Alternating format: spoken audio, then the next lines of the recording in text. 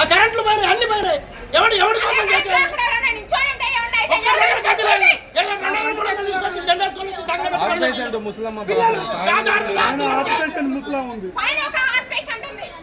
పిల్లలు అందరు ముసలి వాళ్ళు వీళ్ళు ఉన్నారు.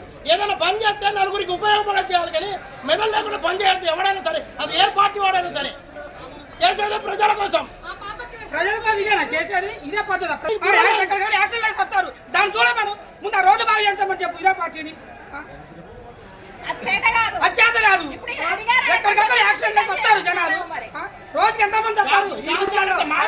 పిల్లలకి వీళ్ళ పరిస్థితి ఏంటి? అవి చేత కాదు చేతడం.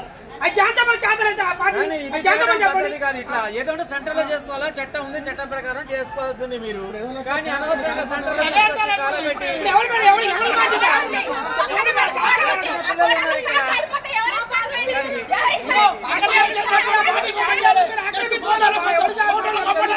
పెట్టి అంతే. ఇక్కడ పిల్లలు మరి పక్కన ఇల్లులు ఉన్నాయి, తగలబడతాయి. ఏమైంది ఏందని పరిస్థితి తెలవదు మనకే. ఇప్పుడు అదే కరెంటు పైన తెగినాయి. అదే ఇప్పుడు అదే కరెంట్ ఆఫ్ ఉంటుంది, ఆన్లో ఉంటుంది. ఇష్టం ఒకరి మీద పడుతుంది పరిస్థితి అన్నప్పుడు వాళ్ళ మీదనే పడుతుంది.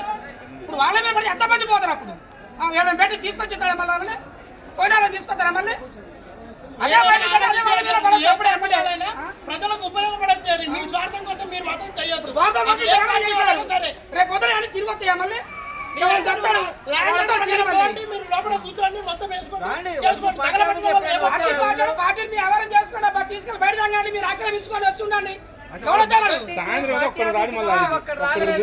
ఇప్పుడు అటార్థకు వచ్చేసి వాళ్ళ పరిస్థితి ఏంటి? పొగ ఇంట్లో కమ్ముతో బతుకుతాడా మనిషి?